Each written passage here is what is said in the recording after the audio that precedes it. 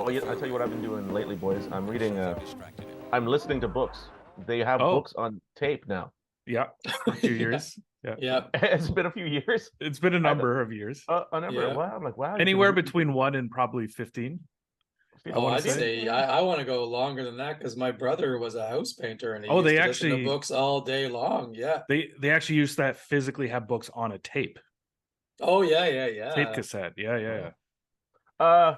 When you say he's a house painter, do you mean like he's a hitman, or is he actually paint houses?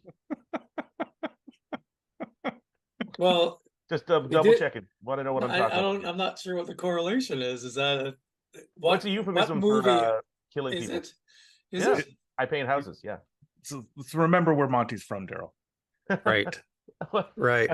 Well, no, that's the the book The Irishman is actually called I Paint Houses That's true, actually. You're right. That's very true. because that's what Oh, that was his Um, euphemism for killing people. I why mean, is it the big. movie not called that? I think they didn't want to mix it up. I think it had something to do with Benjamin Moore. Benjamin Moore didn't want the paint industry to be slandered like that, and they're like, listen, they stepped in, and they're actually like, you don't want to fuck with Benjamin Moore, you know what I mean? Scorsese was like, listen, I've done a story about the Gambinos, but I'm not gonna mess with Benjamin Moore. That's where I draw the line. Yeah, Benjamin Moore is always known for being very sensitive yet violent. Yes, Yeah. the But violence. if you told me Benjamin Moore was an Irishman, I'd say yeah, that's for sure. The Benjamin Moore boys are gonna fuck you up. Yeah, it's an Irish gang, a collection of Irish hoodlums. They'll put you in a mixer. And You house get your head painters. in a mixer. Well, this begs the question, Monty, the topics of the books on tape that you were consuming. Oh, well, the more recent one, Number Go Up, it was called. It's a book Number on go grammar. up. Oh, Uh, interesting. no, it's a book on Sorry? FTX and Bitcoin. Oh, okay. Because I like to get in there and run the numbers. Because you know what, I don't. Not that I don't have the time to read, but I don't really like to sit and read. I figure, and also I'm not able to walk and read. Um, So I'm like, maybe I should listen and read. And I'm like, okay, okay. I mean, I don't mind. oh, we lost Daryl. Listen and read, though. Listen and read. That's all I'm That's all just you do. barbecuing. I'm staring out. Yeah, I like to. I have a 3,000 yard stare a lot of the times, Nick. You know, Yeah, where I'll just stare across the horizon. yeah, I've And seen it. oh yeah, yeah. I'm just out there. So I'm barbecuing, listening to books. Yeah. Um, yeah, I got another one that's talking about the end of globalization or something like that. Okay. He Interesting. thinks. I mean, I'm not 100% sure, but I read the prologue, and I think he's saying we're fucked. I think that is to paraphrase. I mean, listen, I'm sure the book is good, but I'm saving myself 100 pages or 800 pages. I'm like, I think he's saying we're fucked. Slowly. I haven't Slowly. read about many optimistic globalization books. Have I read any? No, I'm saying I've not heard of many. Oh no, I think the general theme of most of them is we're fucked. I don't read optimistic books. I'm not into that kind of Yeah, thing. You know what I mean? I'm a glass half empty kind of guy. I see. But well, I don't know. Do they even make books that are like everything's going just how we wanted? Is somebody writing a book? I doubt it. Like a "Don't I worry, be doubt it. happy" kind of style? I mean, there must maybe some of these self-help books probably have a twinge of that. Like everything's okay. Somebody's not worrying and being happy. Yeah, I Someone. I suppose mean, so. I'd read that book. Absolutely. How to not worry and be happy. Would you ever listen to a golf help book? I read actually a tennis book that is similar. Okay.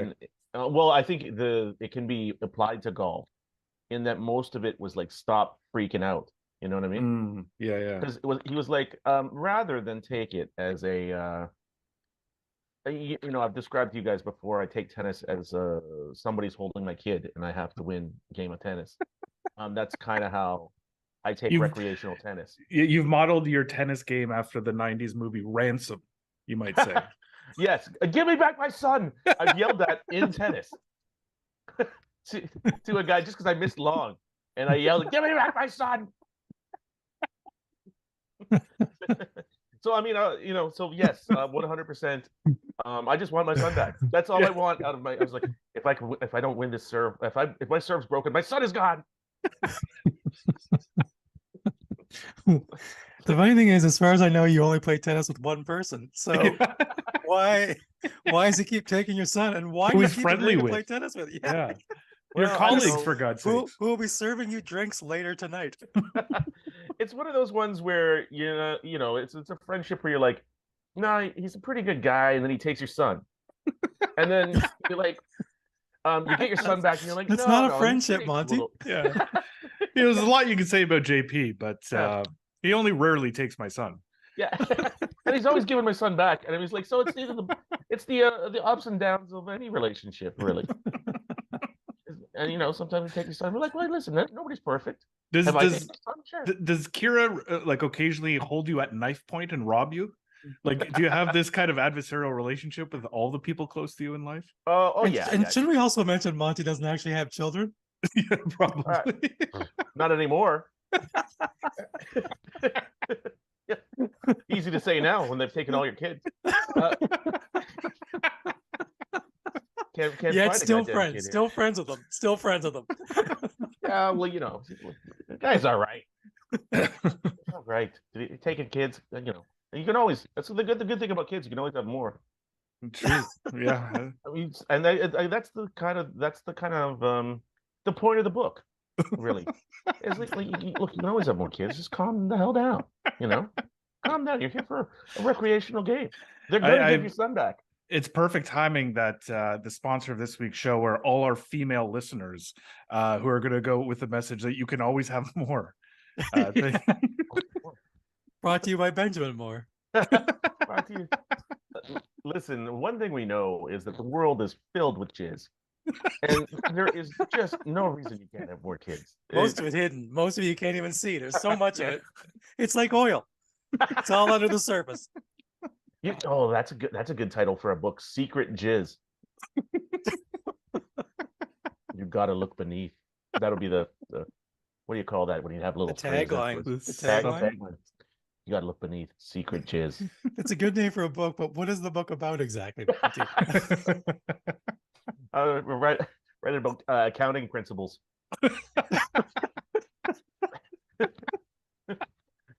Accounting principles for the layperson. Secret Jizz. This is a provocative accounting book, I'll tell you.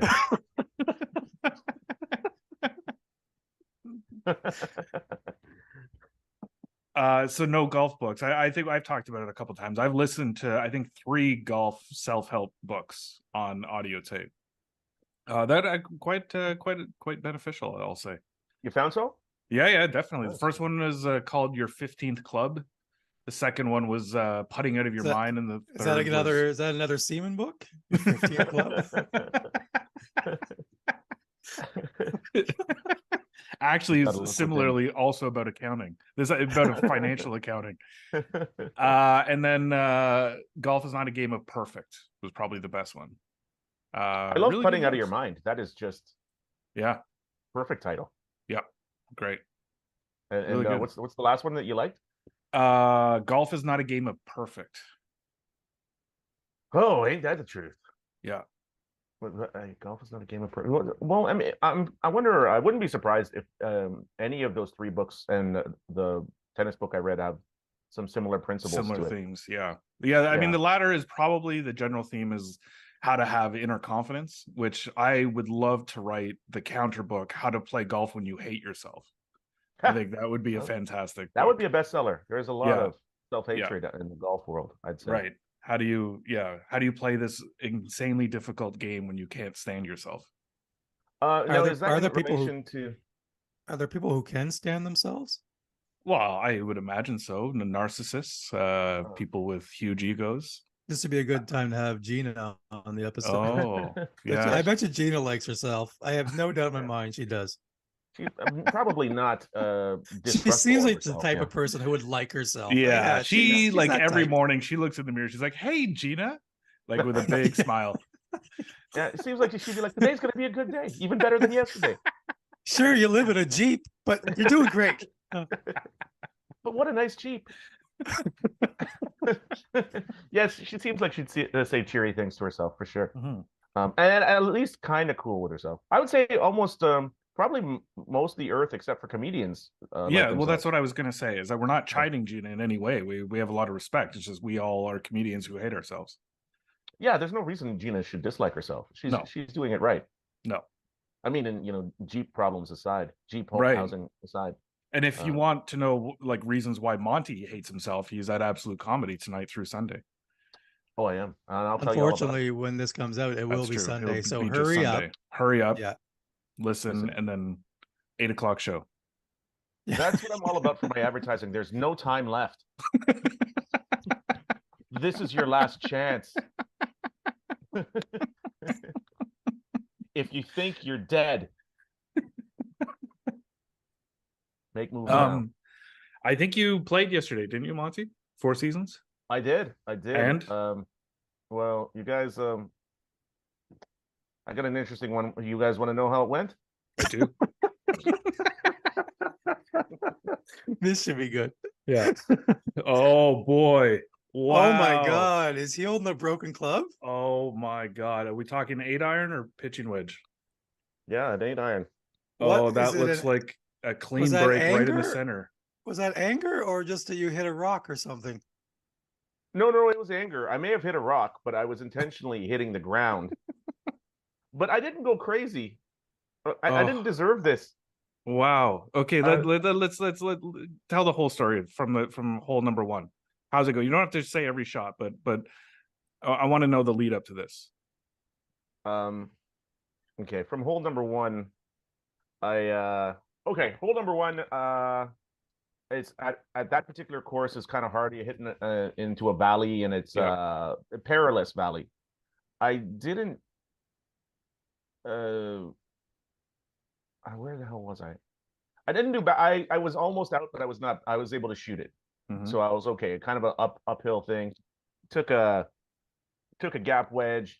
I don't know what you call that. Thinned it or something. Went too far, but it was like I had a chip from the cart path. Not bad chip. I think I ended up getting a 5 or maybe a 6. I got. Yeah. Double bogey. Okay, so when does the hole? Let's not go hole by hole because anybody listening doesn't care. But what hole did you break the club on? Yeah, Daryl, you're correct, because even as I was going, my disinterest started to show. Yeah, in that story, you're correct. It's sort of like my book that none of you have read. It's 18 holes of 17 holes to talk. Many holes to talk about. Okay. A book about semen and golf. It's based on my father, who was a career Navy man. You're right. What was it like? Let me just count them though. 2, 3. This accounting book's really helping you. Okay.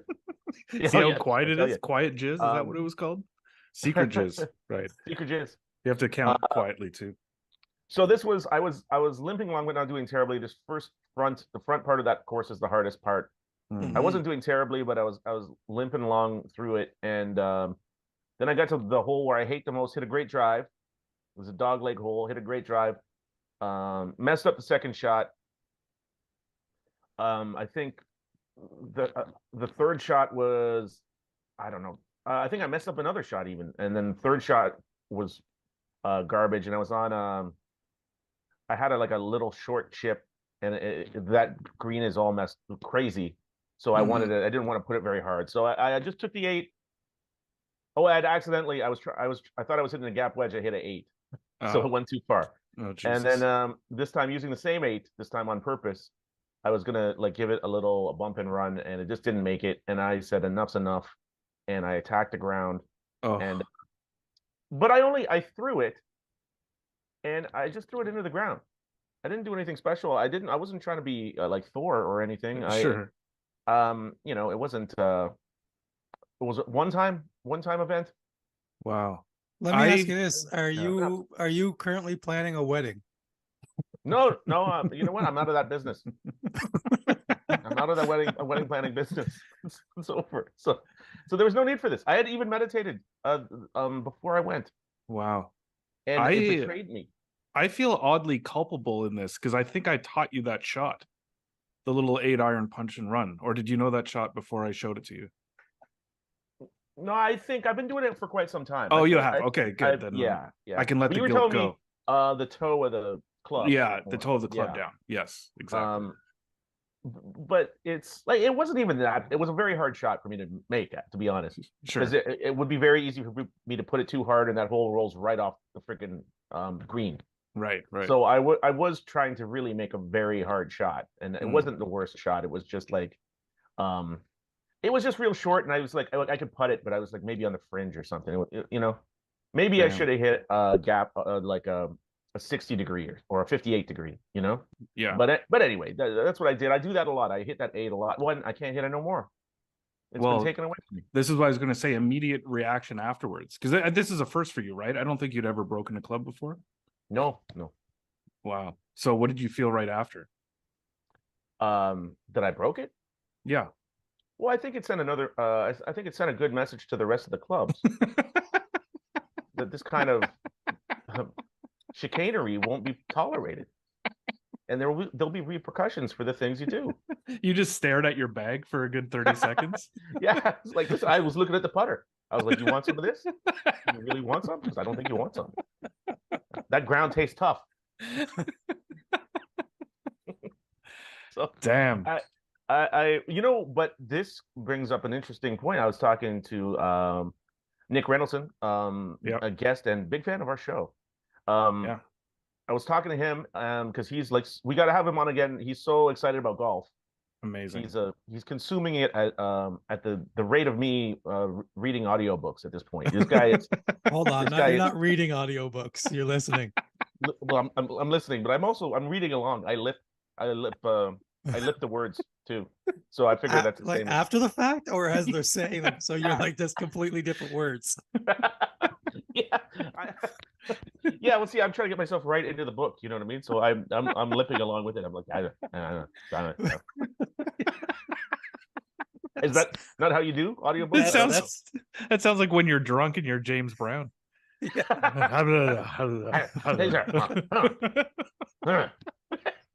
People, I walk around the neighborhood and people think I'm weird because I'm just I'm talking nonsense on the headphones, but or maybe they think I'm cool, I don't know what's in their heads. Yeah, who knows? But Nick had brought up to me that something I didn't know, and I don't know if I did this on purpose or if it was just kind of carelessness. When I bought these clubs online from Golf Town, I'd tried them. I knew what they were. I had the model before it, so I was like, I like to feel the weighting of this better, so I'm gonna get them. They were on sale, whatever. I bought them. I got the stiff shafts, and I didn't really know that. Maybe I knew it at the time, and I wanted, because I know I had a really flexible shaft of a driver I got from Walmart, and I didn't know it was for seniors, I guess. And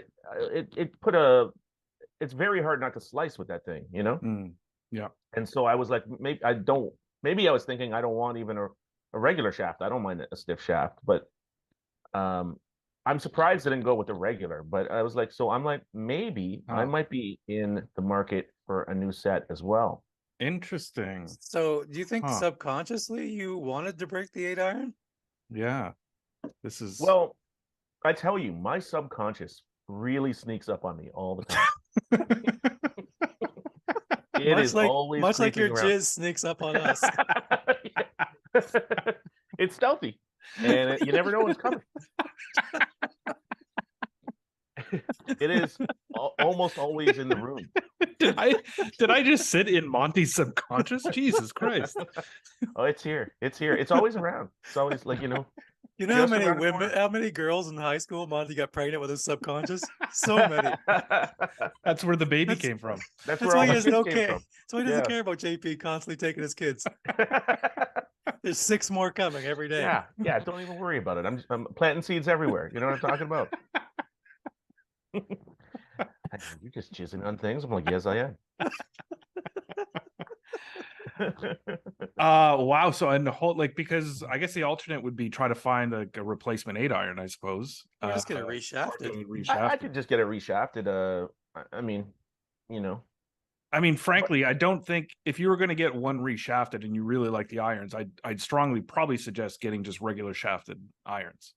Anyways, you don't need stiff irons in those. I don't know that I ever thought I did. I don't know. Yeah. I could have just got them by mistake. I really never even thought about I didn't the firmness of those clubs. I knew I didn't want them flexy.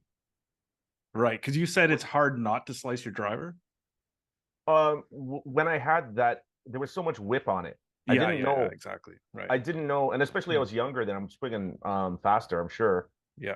I later on I found out I was like that the club head is coming through so much later than it should be really for me. Right. So I just had that in mind. I didn't want that. Yeah. But I don't know why they're stiff shafted. Wow. But I definitely don't need them. The three of us could have brand new irons at the start of next year. We could. Because you know what?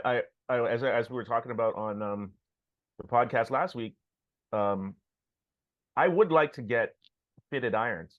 Yeah. And I was like, if I can get into something that's not all that expensive and they feel good and I can get them fitted, that might be nice. Because I was thinking about the option of possible used or whatever. But I'm like, I'll be in the same boat where, they're just not fitted. Or maybe they would be able to fit. Right. Maybe they'd be able to fit the, what do you call it, the shaft length, maybe? People could do that, right? Yeah. But even that might be too much of an expense. When we go down to Myrtle, they have these PGA Tour superstores. And they have like fittings in there for obviously new clubs, but they have a ton of used clubs too. And when I say used clubs, I mean like a year or 2 or 3 years old, not like crazy old. So you could even, when we're down there, try a few sets out. Oh, that's interesting. Yeah, I figure they got some sales right now too, coming up. Definitely. So I'll creep around, and if I get something that's affordable, because I have had these for a while. I had them for maybe 6 years. Yeah. I don't have a problem with those clubs though. They're not bad. They're Callaways? No, they're Wilson 200 D200s. Right. Yeah, very nice. Not a bad club. Not they're high on the forgiveness scale, I guess. They were on the, I don't know, the forefront of anything, but they were big on the cavity back forgiveness irons. And like you say, they're not bad. It'd be nice if at one point down the road, we've been at this for, I guess, just under 2 years, maybe just over a year and a half, I want to say, doing this podcast. If like we, some sponsorship, maybe us try out some clubs for people. You know what I mean? Doesn't that sound nice? That would be fantastic. Yeah. Yeah. I'll say this to all of them, listen. Yeah. Why don't you come? You sponsor the podcast. Yeah. And you don't have to worry about your kids at all. They're going to be right where you left them. Yeah. There's nothing sponsors love more than threats and constant talk about jizz everywhere. So if there's any golfers from the Brass Rail Strip Club, let us know. Does Playboy, is that still a thing? Do they have a sports section? Do they? Listen, any golf store that wants me to come in with a black light and just take a look around, make sure everything's cool for you. No problems. Yeah.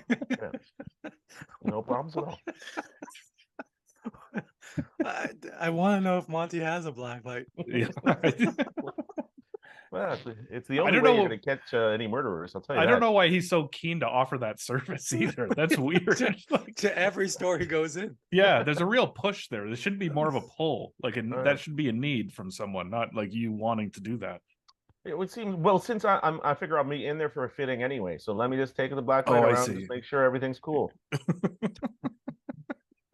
Create any make sure we don't have any problems later down the road. Wow. Just throwing it out there. Try to help our sponsors. So how's this decision making going to go? Like, when are you going to decide? Are you going to take some time now that the season's basically wrapped up? Or are you going to try to replace it soon? What do you think? I'm gonna say, Nick, it's gonna be frenetic. Yeah, I have no doubt. Come in there in a fever. I've got a fever. I'm trying to hit a ball 120 straight. I got a fever, doctor. What do you got for me? Um, I'll try to be methodical, but I mean, I'm a simple man. Sure. So if I go in there and I would try it, I'm imagining these will be on some of the lower end or lower priced clubs in the range, right? Under $1,000, hopefully under 500, 600, something like that would be nice. Yep. Do I hit any of those? Do I feel any of those nice? And and then from there maybe I'll get fitted and I'll be like, all right, I don't know, fix these to my specs. And that's what I'm thinking. That's how I'm envisioning it. Interesting. Wow. But, I mean, okay. It could go the other way. There could be a fire. I'm running out with clubs. I mean, who the hell knows? This is a big development. This is huge. It is huge. I didn't know this is. It's an interesting question, Daryl. Was it my subconscious? But I don't. I never thought of. I don't think I ever had a particular. I guess I was thinking about fitting those clubs, but I never had a particular thought that the clubs were messing me up in some manner. And also, like to mention Nick's club, and it felt a lot better. I'd like to mention that the hole before the dog leg at Four Seasons is also the hole where I had to give you a hug. You were so upset. So there's something in that area that really gets you going. I don't like it around there. That is 100% Daryl. I don't like it over there. And also there was ladybugs swarming us. Yeah, they're everywhere right now. They're all over our windows. I drank a ladybug and I had to spit it out. But that is neither here nor there, I think. But you're right. In that zone, it's wow. It's the amen corner of Four Seasons. Sure is. Oh my God, yes. Wow. And yeah, I don't know. And you know what? I didn't well, on a side note, I didn't shoot badly. I shot 87. Damn. What? That's great. Jesus. Yeah, it was I shot not terribly, 48 on that front. Which is the hardest part of the front, and I did like better once we got out of that valley. You shot a 39 on the back nine? Yeah. Wow. What? Yeah. Jesus, man. That should be the story, not this broken 8-iron. It's pretty obvious that 8-iron's been holding you back. Yeah, I didn't. That's why I had to shoot Nick's 8-iron I was like, this is where I always shoot my 8-iron, and Nick felt for me and he brought me over his club. Wow. And I put it right on the green. I parred that one. So this is what I'm saying. I sent a message to my clubs that failure is not a party. And they were like, you know what? I don't know. The way you parent your clubs makes me a little happy you don't have kids. Well, I mean, a lot of my kids were taken by the child services. It wasn't all kidnappings. It's a kidnapping by the government. In fairness, you're not supposed to keep your kids in a golf bag. So, yeah, you tell me. If you and I was like, well, if you want to raise my kids, and they're like, maybe we should. And somebody should. Somebody should be raising these kids. But I do that in golf a fair bit, guys. I don't know if you guys do it. It's the what do you call it? The clouds, the rain clouds are coming slowly. Yeah. There is I would say a tropical storm. Sure. And then it clears up because you come out the other side and you're like, the worst has happened. My boat is overturned. The shrimp are dead, whatever. And I'm, here I am, washed up on shore. But it's a nice day. I think this was a scene from Forrest Gump. And they survived the big storm. They were the only shrimp boat. I think that's where you're getting this. Boat. Yeah. And as it turns out, it's a nice day, So it's like it goes from being all is lost to you're back. And then from there, I'm like, my head is clear, and then I'm like, okay. I had to process it. Nobody could really believe my club broke. Do the clubs break like that typically? I don't know. I threw it into the ground pretty hard, but I did not go crazy, Right. Yeah, I don't know. I've certainly thrown clubs into the ground, but I've never broken one. Yeah. I threw it pretty hard, but I wasn't like trying to win the Olympics for throwing clubs, Right. like the When I hammer broke toss. my wedge on a rake, I literally just like tapped, or like I didn't even hit a bad shot. I just went tap Oh, really? because it was there, and then the head just went flying. So Jesus. they're like built to take a pounding, but once you just a little easy tap, and Yeah. then all of a sudden they The break. wrong way. Yep. Yeah, wrong Yep. angle. I mean, it's a clean break. That's wild. Right in the basically the middle. Incredible. And like I say, I mean, it was an outburst, but it wasn't like they weren't getting the straitjacket for me. You know what I mean? It was just an outburst, and then it was like that was the entirety of it. Wow. I wasn't getting warmed up to drown myself in the sand. Um, so What's the warm-up process for drowning yourself in sand look like? I would imagine banging your clubs around a little bit, and then Diving in face first. sand. Yeah. Okay. Yeah, That's face what I first into thought. the sand. I figured. Yeah. Do a full muskrat right into the sand. See if you can finish it off. Much like what do you call it? Dune? That's the ending of Dune. The guy drowns himself in a sand trap. I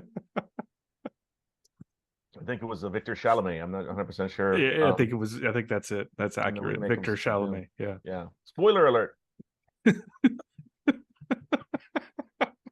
Maybe we should put that in the title of this. They're giving away the third part of Dune. Sand trap drama. I watched Graham Norton last night, and M. Night Shyamalan was on it. Mm. And they were talking about how he really believes that you should never tell the ending to any movie to anybody. Mm. Because movies are always going to be like, that someone's always going to be watching it for the first time. Yeah, true. I suppose so. Yeah. Which is a fair statement to make. So we should just probably in post fix that whole Dune. M. Night doesn't think anybody should ever give away the ending to a movie ever? Yeah, he doesn't think you should talk about it just because people are going to watch that movie, and you're now ruining it for them. But oh Jesus! Maybe I don't know. I don't know. I wasn't really paying attention. I was doing something else. Well, M. Night is. I don't want to. I'm not going to say I'm not a fan of his movies. He doesn't grab my attention. Daryl hates the endings. I can't stand the endings. Would somebody tell me the ending of this so I could just walk out of here? Oh, you're not going to believe it. Bruce Willis is actually an actor. That's wild. Why is he proposing legislation? It just seems like a weird. No, I don't think there's anything legislation. This isn't in the Trudeau taking away our freedom realm. We can't even tell the ends of movies anymore. And then he killed Fredo. I just want to tell my mom. Try to explain it to her, but Shyamalan's put the goddamn clamps on us. Shyamalan. Oh man. Damn a law. You're not allowed to tell the ending in any movie. I don't know. Well, you know what the good thing about Shyamalan is, like, if you're like, listen, Shyamalan, you're never gonna guess the end to this conversation, and then throw him down the stairs or something, I'm like, you didn't guess that one, did you? I kept it. Spoiler alert. I played last weekend. I always say I love fall golf, but then I always forget how goddamn hard fall golf can be sometimes. I played on Sunday with about 50-kilometer-an-hour winds. Cold teed off second tee off of the day at like 9:07. Just brutal, and kind of opposite to one of the rounds I had earlier this year where I had all kinds of straight pars. I started with, I think, 11 straight bogeys, and they were all basically the same bogey, like a good drive, couldn't hit the green, couldn't get up and down, 2-putt bogey. That's your subconscious telling you time to get those new irons, but time to get them. Yep. It's my clubs. I haven't given a stern warning to my clubs like Monty yet. Like, your time is almost up. I don't know what to say. Well, your subconscious is really much more of a plotter than mine, I'd say, because you're just like just off by a stroke every time, Right. Yeah. Mine will throw up a snowman, and those irons are so old. If I were you, I'd take them out behind the barn and shoot them, which is the ending to a movie that I can't tell you. I wish I could tell you. But Shyamalan says I can't. Sham-a-la now. It's a Shyamalan. Yeah, it's a Shyamalan. No telling the ending to a movie. I don't make the laws. Yeah, we got to follow the laws. There's our Shyamalan. next podcast idea, the Sham-a-la, where we just talk about movies, but we just cut it off right before it gets to the end. We just don't talk, just talk about the entire movie, and then the podcast just ends before the ending. I'd Oh, have it to cuts to watch. black. I'd have to watch a movie. Much like the You ending guys to a make show. so many. Daryl. Yeah. You guys make so many references about movies that I've got no idea what you're talking about. I just kind of, it's like I'm watching an M. Night Shyamalan interview. I just zone Sorry, out. Daryl. Okay. Forrest Daryl, Gump listen, was a I'll be Tom honest. Hanks. Forrest Gump was a Tom Hanks vehicle Oh, in I the saw. I 90s. watched movies back in 1992, Oh. but Well, then listen, I just stopped. we can't constantly reference something about Mary relentlessly. Eventually we got to go somewhere else. But Mr. Favre, Mr. Favre. Mr. Favre, are you embezzling money from state? Mr. Favre, what? Why? Are you embezzling money for poor people? Brr. You've been Favre.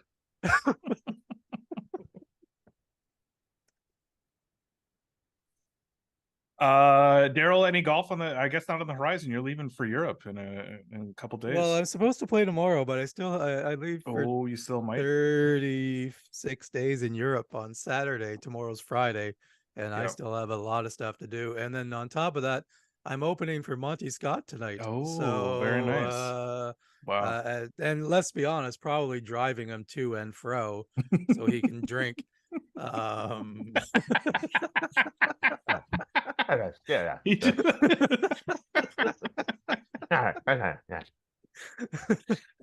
So tonight's a write-off Yeah.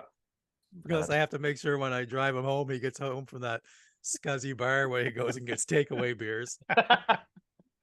Gotta make sure I'm out of there. It doesn't even have a name, the place. Oh. Well, it's called bar. It's a simple one. It's basically halfway between where Monty and I live, and I have never gone in, but Monty is just a fan favorite there. Oh yeah, I frequent there. They I asked them. I was like, I forgot to bring a bag. Do you have a bag? They make me bring a bag, and I was like, I forgot my bag. And then she's like, first of all, do you have any money? And I'm like, no. I keep my money in the bag. Everybody knows that. Left my money in the bag. And then she's like, well, you need money. And I was like, oh, okay then. Yeah. We figured it out after that. I was like, now that the ground rules are here, she's like, I do have a bag, but you need money. And I'm like, okay. I'm glad we established the ground rules, you know what I mean? Daryl, just make sure the coat is draped over Monty before he goes in, before you let him go. I usually do James Brown karaoke in there. Don't know what the hell's happening. Yeah. Yeah, you got a bag? Papa's got a brand new bag. Oh yeah, I did a triple spin, fell right down. By the way, I think 36 Days in Europe should be a movie you put together. I don't know if it's got to involve Liam Neeson, but you can go any way, which way you would like it. You know, Yeah. It ends with me coming home, hopefully. Yeah, oh yeah. I mean, and they didn't take him; he just went there, and then he left and he came back. But I mean, we could spice Sounds it like up a really good movie. once we get Liam involved, he'll be like, I know how to do it. It's different with an Irish accent. Well, safe travels, DP. Hope you Thanks. get Is this in over? Is the Yeah, podcast sure. over? Time, buddy. Sure. Yeah, I might get in around tomorrow. We'll see. I get a couple hours now before I have to drive Monty to and from his drinking appointment. And Listen, my dentist is the best in the business. I don't know what that means. Well, listen, the shots flow there, sure. But does he fix your teeth? 100%. He's right next to bar. I said drinking. Dentist appointment. Well, I just think a dentist when it comes to appointments, and my dentist, he'll get you hammered. To be honest with him. Daryl, you should check out some clubs in Europe, or are they all metric there? I